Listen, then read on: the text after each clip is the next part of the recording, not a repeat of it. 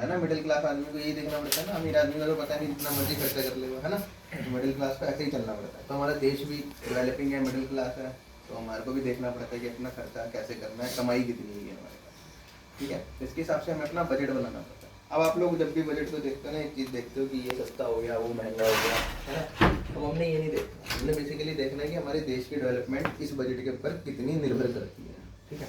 तो उससे पहले ना थोड़ा सा पहले बजट समझ लेते हैं कि बजट होता क्या है, बनाया कैसे जाता है, ठीक है। कुछ इकोनॉमिक्स के लॉज होते हैं हमारे पास। देखो हमने देखा, हमने भी बात कही कि हमारी कमाई कितनी है और हमने खर्चा कितना करना है। हमारे पास बेसिक ये दो चीजें है ना, ठीक है। तो इसको हम बोलते हैं कि हमारी रेसिप्ट कितनी है, कि हमारी कमाई देश की कितनी है, और हमारा उसके हिसाब से एक्सपेंडिचर खर्चा कितना होगा, ठीक है। अब मान लो कि कोई घर है, उसकी कमाई जो है 10,000 रुपये पर महीना है, उसका खर्चा कितना होना चाहिए? 6,000 5,000 से कम होना चाहिए। कुछ सेविंग भी तो करके चलेगा, ठीक है। पर कोई कंट्री ऐसा नहीं करता। आपने एक वर्ड टर्म सुनी होगी, फिजिकल डेफिसिट। बजट में एक डेफिसिट रहता है। डेफिसिट मतलब कि हमारी रेसिप्ट से ज़्यादा हमारा एक्सपेंडिचर होता है, एक्सपेक्टेड एक्सपेंडिचर होता है। ऐसा क्यों होता है? ये तो किसी भी देश के लिए नुकसान हो सकता है, किसी भी घर के लिए नुकसान हो सकता है।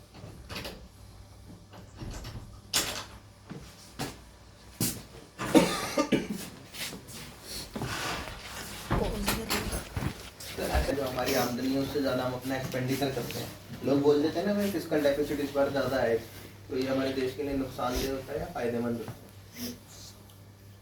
नहीं पता। कुछ ऐसी चीज़ें प्रोड्यूस करते होंगे जिससे कि वो चीज़ें रिकवर हो सकें। देखो हमारी जो घर की हाउस होल्ड बजट होता है ना, उसका मतलब मेनली ये होता है, उसका एम ये होता है कि हम अपने रोज़मर्रा के खर्चे पूरे कर सकें, ठीक है। जो हमारे पे मुसीबतें आती हैं उन चीज़ों को देख सकें, इसलिए हम क्या करते हैं, सेविंग्स करते हैं। पर देश के पास ऐसा नहीं होता।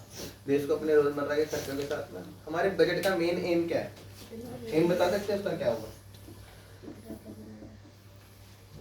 देश की आर्थिक व्यवस्था को ठीक ढंग से चलाना। हाँ, मतलब हमारी जीडीपी अच्छी होनी चाहिए, यानी हमारी देश की कमाई अच्छी होनी चाहिए। अब कमाई होने के लिए क्या होना चाहिए? Employment generation. तो हमारे बजट का मेन एम क्या होता है? एम्प्लॉयमेंट को जनरेट करना, काम को पैदा करना, ठीक है।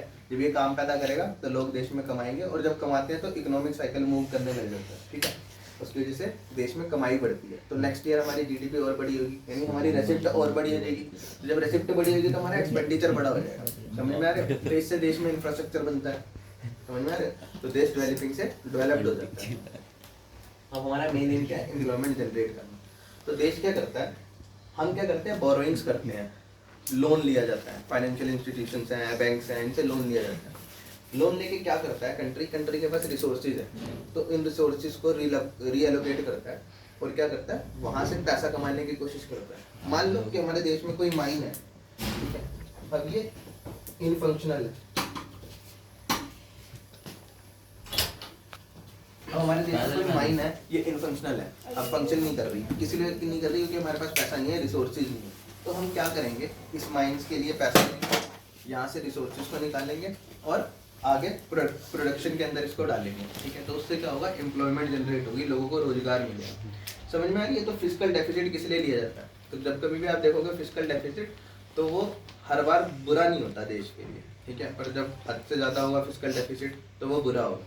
तो हम देखेंगे कि उसको कहाँ से हमें देखना है कि वो फिजिकल डेफिसिट अच्छा है कि बुरा है हमारे पास, ठीक है।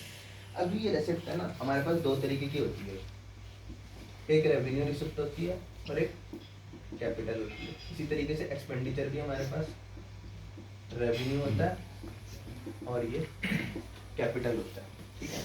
अब रेवेन्यू एक्सपेंडिचर हमारे पास क्या होता है, ये ऐसा होता है जिसपे देश को कोई लाइबिलिटी ना आ रही हो, मतलब कोई लोन ना देना पड़ रहा हो, या देश को अपनी कोई चीज़ें बेचनी ना पड़ रही हो।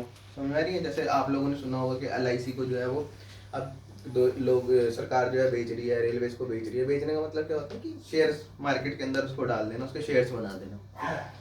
तो रेवेन्यू रिसिप्ट के अंदर वो सारी चीज़ें नहीं आती। तो इसमें क्या आती है, ITR आ जाती है, इनकम टैक्स रिटर्न आ जाती है, ठीक है। बोरोइंग्स नहीं आती हमारे पास, डिविडेंड्स आ जाते हैं इसके अंदर। तो ये सारी चीज़ें आती हैं, तो उसकी कमाई यहाँ से होती है। तो इसका एक्सपेंडिचर भी ऐसा ही होता है। ITR आ रही है, इनकम टैक्स रिटर्न आ रही है, तो ये क्या देती है, इनकम्स देती है। अब जो लोग सरकारी नौकरी में काम कर रहे हैं उनको क्या देगी, इनकम्स, ठीक है। और क्या देती है, पेंशन देती है, और क्या देती है, अलाउंस देती है, और क्या देती है, सब्सिडीज देती है, ठीक है। ये सारी चीज़ें कहाँ से आती है, रेवेन्यू से। मतलब यहाँ से आपको कुछ जनरेट नहीं हो रहा, समझ में आ रही है, किसी को पैसा दिया आपने, वो चीज़ खत्म हो रही है, यहाँ से कोई प्रोडक्शन नहीं हो रही, ठीक है। ये हम हाउस होल्ड सेक्टर को दे रहे हैं। अब कैपिटल एक्सपेंडिचर, कैपिटल के अंदर क्या होता है, ये बोरोइंग्स होती है, या फिर इनडायरेक्ट टैक्स आ जाते हैं हमारे पास, जिसका हमने आज इनडायरेक्ट टैक्स का सबसे बड़ा एग्जांपल है जीएसटी, ठीक है। हमारे देश के अंदर जो जीएसटी है वो इनडायरेक्ट टैक्स के अंदर आता है, तो वो कैपिटल एक्सपेंडिचर में आता है, और सॉरी रिसिप्ट में आता है। और कैपिटल एक्सपेंडिचर देश का इंफ्रास्ट्रक्चर बनाने के लिए होता है। जैसे रेलवेज के अंदर इस बार 2.40 करोड़ का बजट दिया गया, ठीक है, पिछली बार 1.40 के आसपास था। तो इस वो क्या होगा, वहाँ पर इंफ्रास्ट्रक्चर को डेवलप करेंगे, जैसे रेल की पटरियाँ बनाएंगे। जैसे हमारा एम है इस साल 2000 किलोमीटर रेल की पटरियाँ बिछाने का, ठीक है। पर हम एम जो है, रेलवे मिनिस्टर ने कहा है कि हम 4000 किलोमीटर का रखेंगे अपना एम, मतलब 2000 का बजट के अंदर रखा हुआ है, तो नहीं 4000 के आसपास तो 3000 के आसपास इंफ्रास्ट्रक्चर डेवलप हो जाएगा। तो जब वो डेवलप होगा तो वहाँ से देखो, पहले तो डेवलप करने के लिए एम्प्लॉयमेंट जनरेट होगा, उसके बाद रेलवेज चलेंगी उसके ऊपर, ठीक है। तो गुड्स ट्रेन होंगी, पैसेंजर ट्रेन होंगी, उनको चलाने के लिए इंफ्रास्ट्रक्चर को डेवलप करना पड़ेगा, और वहाँ पर क्या होगी, एम्प्लॉयमेंट जनरेट होगी। समझ में आ रही है, ठीक है। तो कुछ इस तरीके से होता है हमारा। तो इस साल का जो फिस्कल डेफिसिट था हमारा वो कितना था, बता सकता है कोई, अगर थोड़ा बहुत बजट देखा हो किसी ने, फिस्कल डेफिसिट कितना है हमारा, 5 पॉइंट कुछ 5.9% ऑफ अवर जीडीपी। हमारी जितनी जीडीपी है उसका 5.9% जो है वो हमारा फिस्कल डेफिसिट है, ठीक है। यानी मतलब हमारा जो जितना भी कमाई हुई है उसका 5.9% अगर हम निकालें तो उससे ज़्यादा हम खर्चा करेंगे, तो वो हमारे पास कहाँ होगा, बोरोइंग्स करके। और क्या करेंगे हम, तो इस बार ना हमारी जो 35% बोरोइंग बढ़ी है वो कैपिटल एक्सपेंडिचर में बढ़ी है, रेवेन्यू में नहीं बढ़ी। रेवेन्यू में सिर्फ 6% की इंक्रीमेंट आई है, ठीक है। तो हो सकता है कि यहाँ पर कुछ कमी आ रही होगी इनकम में, पेंशन वगैरह के अंदर। अच्छा, ये कमी भी क्यों आई इस बार, बता सकते हो कोई? जरूरत नहीं थी रेवेन्यू की, पर ये कमी इसलिए आई है क्योंकि 2024 के अंदर इलेक्शन है, ठीक है। तो सरकार किसी को नाराज नहीं कर सकती थी, किसी की तनख्वाही कम नहीं कर सकती थी, किसी की पेंशन कम नहीं कर सकती थी। जैसे सरकार ने इस बार 1 साल के लिए वो राशनिंग जो थी वो बढ़ा दी है, ठीक है, कि राशन के लिए जो भी वो फ्री आटा वगैरह मिलता था वो इस साल भी मिलेगा, क्योंकि अगले साल चुनाव भी है ना, तो सरकार को चुनाव भी देखकर चलना पड़ता है, तो कुछ चुनावी बजट भी हो जाता है हमारे पास इस तरीके से, ठीक है। तो इसलिए बोरोइंग्स कम कर दी। पर इस बार सबसे अच्छी बात रही, कैपिटल एक्सपेंडिचर कितना बढ़ाया गया, 35% का डेफिसिट रखा गया, यानी 35% पैसा लिया जाएगा और इंफ्रास्ट्रक्चर पर खर्च किया जाएगा। ये मैं अपने देश के लिए इसलिए अच्छा मानता हूँ क्योंकि हमारे देश में ना पोटेंशियल है, इंफ्रास्ट्रक्चर अभी डेवलप हुआ नहीं है यहाँ पर, ठीक है। बहुत ज़्यादा ज़रूरत है यहाँ पर बिल्डिंग्स बनने की, रोड्स बनने की। रोड इंफ्रास्ट्रक्चर है ही नहीं, रेलवेज नहीं है हमारे पास, ठीक है, एयर इंफ्रास्ट्रक्चर नहीं है। एयरवेज यहाँ पर कितना महंगा है, फॉरेन कंट्रीज में सस्ता है क्योंकि वहाँ पे बहुत ज़्यादा एयरवेज है ना, यहाँ पे है ही नहीं। तो जब ये चीज़ें आएंगी तो ये आम आदमी के हक में भी आ जाएंगी, ठीक है ना। तो इस वजह से हमारा कैपिटल एक्सपेंडिचर जो है वो अच्छा रहेगा। कैपिटल जो है हमारा रिसिप्ट जो है उसमें बोरिंग्स को बढ़ाता है। समझ में आ रही है बात? जब कभी भी आप आगे से बजट को देखोगे तो बजट को थोड़ा इस नज़र से देखना। जब इस नज़र से देखोगे ना तो आपको बजट समझ में आने लगेगा। साइकिल सस्ती हो गई, फ़ोन सस्ते हो गए, ये तो आने वाली चीज़ें हैं, 2 महीने बाद फिर बढ़ा देंगे, ठीक है ना, उसका कोई नहीं है क्योंकि वो ग्लोबल मार्केट से जुड़े हुए हैं। मान लो ग्लोबल मार्केट के अंदर किसी चीज़ की कीमत बढ़ जाती है तो वो अपने आप महंगे हो जाएंगे, उसको लिए हमारे लिए इतना वो लोड लेने की ज़रूरत नहीं होती, ठीक है। इतना समझ में आ गया। तो जब कभी भी आप बजट को देखोगे ना तो इस नज़र से देखना, ठीक है। और आपने बजट को ऐसा देखना है कि हमारी कंट्री के लिए कितना बेनिफिशियल है। जब आप कंट्री के लिए बेनिफिट देखोगे ना तो इनडायरेक्टली डायरेक्टली आपके ऊपर बेनिफिट रहेगा। कोई मेरे को ये बता सकते हैं कि इस बार का जो ITR है, इनकम टैक्स के बारे में बहुत सुना होगा, इस बार क्या किया इनकम टैक्स के अंदर, कुछ बताओगे? इनकम पे 5% बढ़ा के, जैसे कि पहले क्या होता था, 5 लाख की इनकम, 4 लाख की इनकम होती थी आपके पास, तो सॉरी 3.5 लाख की इनकम पे नील टैक्स था, कोई टैक्स नहीं था हमारे पास। इनकम टैक्स की बात कर रहा हूँ मैं, ठीक है। 7 लाख हो गया। पर क्या था, 1.5 लाख की रिबेट मिलती थी। अब ये रिबेट क्या चीज़ होती थी कि आपने LIC ले ली, ठीक है, आपने हेल्थ इंश्योरेंस ले लिया, या आपकी सेविंग्स हो गई कुछ इस तरीके की, तो सरकार क्या करती थी, इस पे आपको रिबेट दे देती थी कि भाई 3.5 लाख पे तो आपको कोई टैक्स नहीं देना, प्लस अगर आप 1.5 लाख की ये इस तरीके से करते हो ना, LIC करते हो, अपनी सेविंग करते हो, FDR करते हो, कुछ भी करते हो, तो भी आपको टैक्स नहीं देना, कोई बात नहीं, ठीक है। तो कितना हो जाता था, 5 लाख हो जाता था। तो मोटा मोटा हम कहते थे कि 5 लाख पर कोई टैक्स नहीं देना हमें, ठीक है। अब सरकार ये बोरिंग्स क्यों बचाती थी, इन पर टैक्स क्यों बचाती थी, कि सरकार की अपनी ज़रूरतें होती थी। जब आप LIC कराते हो, आपका पैसा बंद जाता है, FDR कराते हो कुछ टाइम के लिए, वो पैसा बंद जाता है, तो वो पैसा क्या होता है, गवर्नमेंट बोरो कर लेती है, खरीद लेती है, ठीक है, फिर उसको कैपिटल एक्सपेंडिचर के अंदर लगाती है, समझ में आ रही है बात। तो गवर्नमेंट की बोरोइंग बढ़ जाती थी, इसलिए वो 1.5 लाख की रिबेट देती थी। पर सरकार ने इस बार क्या किया, इस बार सीधा कह दिया कि आपको 7 लाख तक कोई टैक्स नहीं देना। तो अब इसने ये चीज़ खत्म कर दी कि 1.5 लाख की जो रिबेट थी ना, वो चीज़ें सीधी खत्म कर दी, इसने कहा 7 लाख तक को कोई टैक्स नहीं देना। ऐसा क्यों कर दिया सरकार ने, क्योंकि सरकार को ना बोरोइंग की जरूरत नहीं है, इस चीज की जरूरत नहीं है। क्यों नहीं है, क्योंकि हमारा GST कलेक्शन बहुत अच्छा हो रहा है। जब हमारा GST कलेक्शन बढ़ गया तो सरकार को इनकम टैक्स लेने की जरूरत ही नहीं पड़ी।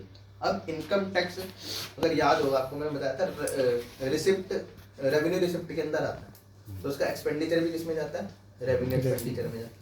और ये किसमें जा रहा है, कैपिटल रिसिप्ट के अंदर। तो देश के लिए बेनिफिशियल क्या होता है, कैपिटल जो रिसिप्ट होती है वो बेनिफिशियल होती है ना, क्योंकि कैपिटल एक्सपेंडिचर बढ़ेगा। समझ में आ गई बात। तो इनकम टैक्स ऐसा नहीं है कि सरकार ने कुछ बहुत ज़्यादा कि चुनाव आ रहे हैं इस वजह से कम कर दिया हो, या बहुत कुछ बहुत बड़ी बात इसलिए किया है क्योंकि इसकी GST कलेक्शन बढ़ गई। इनको पता है कि भाई कैपिटल हमारी रिसिप्ट है वो ज़्यादा अच्छी है, कैपिटल एक्सपेंडिचर में हमने बढ़ाना है, इंफ्रास्ट्रक्चर डेवलप करना है, और वो हमारे लिए बेनिफिशियल है, ठीक है। पर ये भी ट्रायल बेस पे चला है। मैं इसको ट्रायल बेस इसलिए कह रहा हूँ, गवर्नमेंट ने नहीं कहा, हम इसको ट्रायल बेस इसलिए कह रहे हैं क्योंकि ना भाई दोनों ऑप्शन खुले हैं आपके पास। आप पुराना रिजीम भी कर सकते हो और नया वाला रिजीम भी ले सकते हो, ठीक है। और उसके लिए आपको ऑप्ट करना पड़ेगा। अगर आप ऑप्ट नहीं करते मान लो, तो बाय डिफॉल्ट जो नया रिजीम है आप उसके अंदर आ जाओगे, ठीक है। तो वो दोनों ही है आपके पास। और उसका ये भी है कि अगर आपने मान लो ऑप्ट कर लिया पुराना रिजीम और नेक्स्ट ईयर आपको लगा कि नहीं यार ये तो मेरे से गलती हो गई, नए वाले में जाना चाहता हूँ, आप नए वाले में आ गए, तो उसके बाद आप स्विच नहीं कर सकते पूरी लाइफ टाइम। फिर आपका पूरी लाइफ टाइम यही वाला रिजीम चलेगा, ठीक है, अभी तक।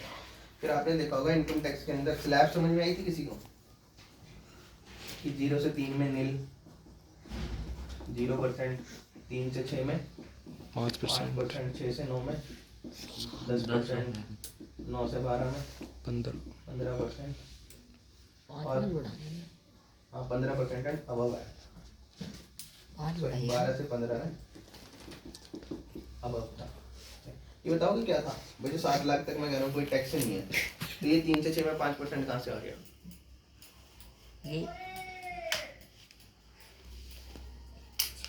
पता चला इसका बारे में कुछ? तो क्या है, जैसे मान लो आपकी इनकम 7 लाख रुपए, ये पर एनम की बात होती है 1 साल की, ठीक है। पर एनम आपकी इनकम 7 लाख रुपए, तो आपको कोई टैक्स नहीं है। पर आपकी इनकम 7,10,000, 10,000 ज्यादा आ गए, तो अब आप किसके अंदर आ गए, स्लैब के अंदर आ गए, टैक्स देना पड़ेगा। अब आप टैक्स कैसे, आपका टैक्स कैसे बनेगा? ये जो 7,10,000 है ना आपके, इसको बांटा जाएगा। पहले 0 से 3 में आपके लिए 0% टैक्स है, फिर 3 से 6 में 5%, तो यानी आप 6 लाख तो कमा ही रहे हो। 7,10,000 है तो 6 लाख आप कमा रहे हो, तो 6 पंजे 30, 3,000 ये हो गया, ठीक है। प्लस 6 से 9 में कितना परसेंट है, 10%। 6 से 9 में आपके पास कितना पैसा बचा, सिर्फ 1,10,000, तो 1,10,000 पे कितना परसेंट टैक्स लग जाएगा, 10%, ठीक है। तो वो भी जो भी टैक्स मिलकर बनेगा वो आपका इनकम टैक्स बनेगा, क्योंकि ये स्लैब जो है इस तरीके से डिसाइड करिए। समझ में आया कुछ बजट के बारे में? तो अगली बार से जब कभी भी आप बजट देखोगे ना, तो थोड़ा सा इस तरीके से इस ओरिएंटेशन के अंदर देखना, तो इजीली समझ में आए, ठीक है। और समझ में आना भी चाहिए कि हमारा देश का बजट जो है किस तरीके से बनता है, ठीक है। क्योंकि हमें अगर डेवलपमेंट करनी है तो हमें समझ में तो आना चाहिए ना कि गवर्नमेंट कहाँ खर्चा कर रही है, कहाँ नहीं कर रही है, आपको पता होना चाहिए ना, ठीक है। समझ में आ गई बात? अब आगे बढ़ोगे तो अपना अपना पढ़ो। बाकी अगर किसी ने कुछ पूछना हो बजट से रिलेटेड तो पूछ सकते हो। नहीं